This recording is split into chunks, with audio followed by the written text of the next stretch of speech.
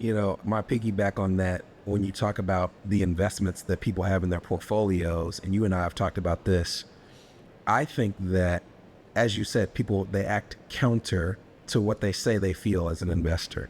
And I will come across people who are so conservative and they're so afraid of the market that they'll be in their 40s before they invest in anything outside their 401k. But something spurs them getting the investment bug, right? They talk to some friend who got rich off of company XYZ, and instead of tiptoeing into the market and doing like index funds and ETFs, this person who was never invested in the market to that point in time goes straight to single stocks. Greed, right? Emotion, Exactly. greed got in the way of them making a decision. You've gone from thinking that the market is the biggest, baddest, most dangerous thing in the world to all of a sudden thinking that you know for sure what the growth prospects of Apple are for the next year and a half. So it's crazy when I see people open up non-qualified, non-retirement investment accounts where they can choose their own investments, index funds, ETF, all these wildly diversified things that they could have done.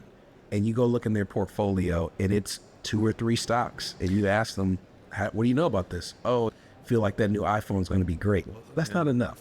Yeah. But here's the thing. Our job as financial planners, I always say the market's going to reward people who stay invested. Right.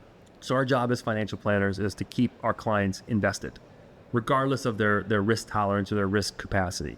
So we have to build portfolios that are going to encourage them to stay invested. I remember back in the 80s, my dad went back to school to finish his college degree. He was taking a class in investments, and this was right around the time Chrysler was in bankruptcy. And he goes up to the professor and says, "Hey, I'm going to buy some Chrysler shares." And the guy's like, "You're crazy. The company's in bankruptcy." They went and hired Lee Iacocca, designed the minivan, and then the company turned around. I always remember that story. My dad would say, "That smart investment guy talked me out of making a lot of money."